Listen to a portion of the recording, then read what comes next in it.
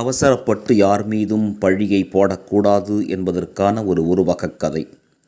பக்கத்து ஒரு சந்தையில் விற்பதற்காக குதிரையின் முதுகில் அரிசி மூட்டைகளை ஏற்றி எடுத்து போய்க் கொண்டிருந்தான் ஒரு வியாபாரி. வழியில் களைப்பு ஏற்பட்டு ஓய்வெடுத்த பொழுது குதிரையும் மரநிழலில் நிற்க வைத்துத்தான் தூங்கினான்.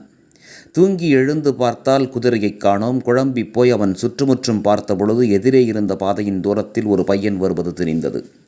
அவனை கூப்பிட்டு வழியில் குதிரையை ஏதாவது பார்த்தாயா என்றான்.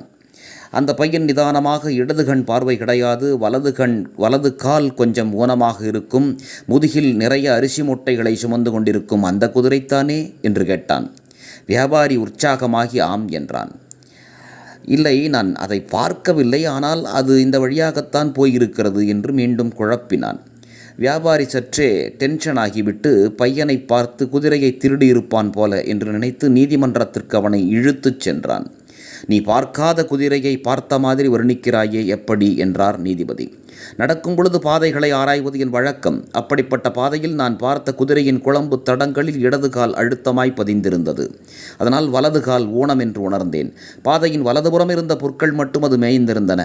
அதனால் இடதுபுறமும் நல்ல புற்கள் இருந்தாலும் அதை மேயாததால் இடது கண் குருடு என்பதை உணர்ந்தேன். பாதையில் சிதறியிருந்த விதமான அரிசி மணிகளை வைத்து அது சுமந்து போன நிறைய அரிசி மூட்டைகள் என்பதை அறிந்து கொண்டேன் என்றான். வியாபாரியை துரத்திய நீதிபதி பையனை பாராட்டினார்.